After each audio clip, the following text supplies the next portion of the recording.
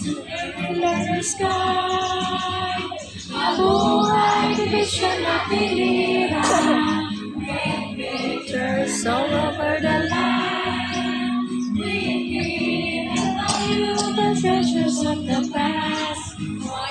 And glory to last.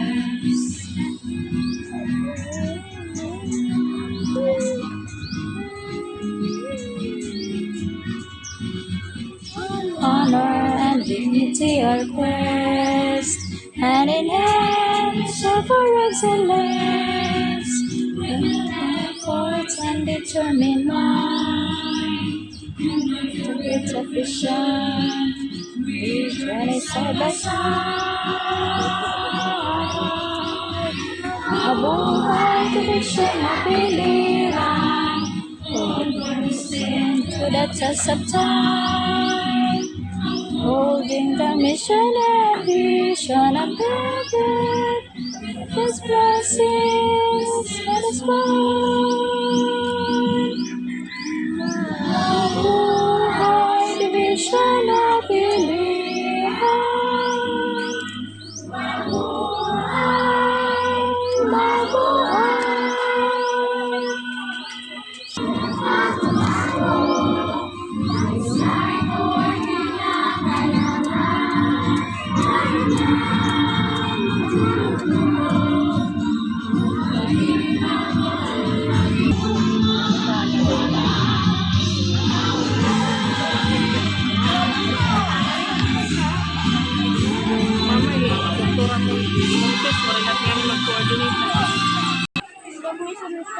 Event wouldn't be complete without the warm welcome of someone who knows the value of health and education.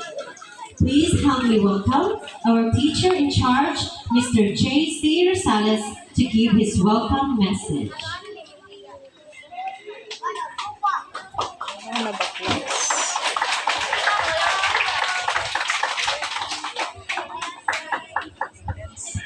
Ada tiyo.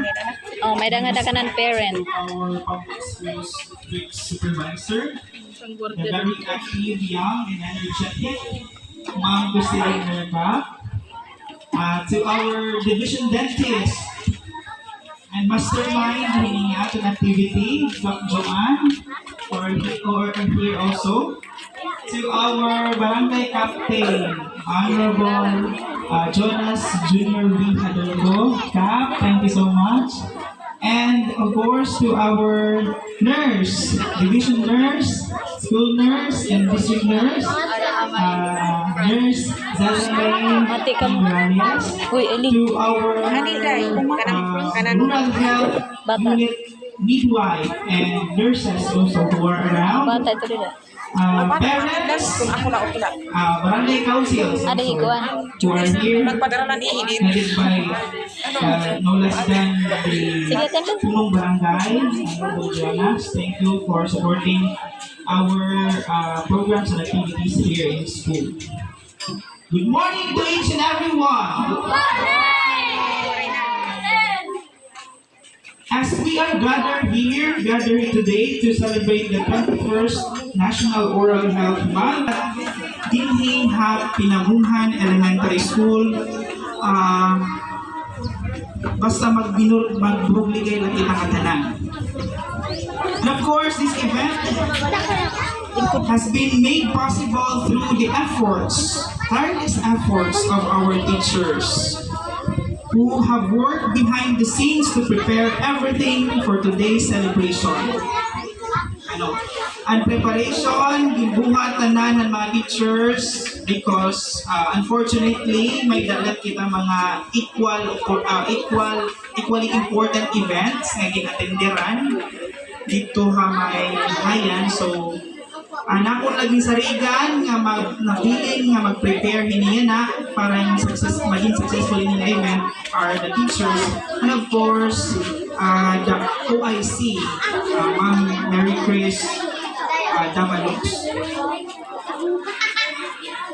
I would also like to extend my heartfelt thanks to the local government of Biliran, headed by our Mayor, Honorable Myra A. Cabrales, our Barangay LGU, Barangay Local Government Unit, headed by Honor, important event, the 21st National Dental Health Month 2025. Good morning and welcome again.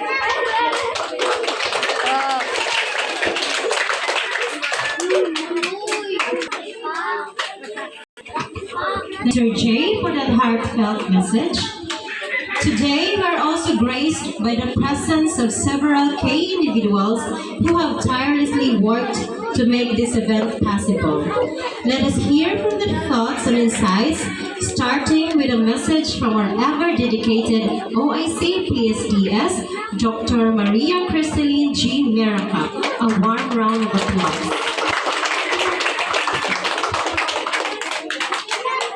Thank you, Ma'am Jen. Good morning sa lahat!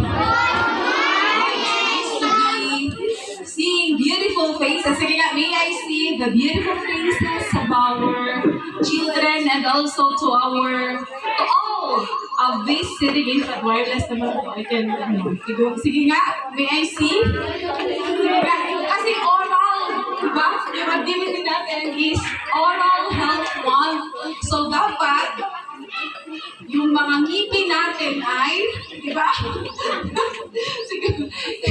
Parang sabi ko nga dito, at least di ba wala ko guilty kay wala ko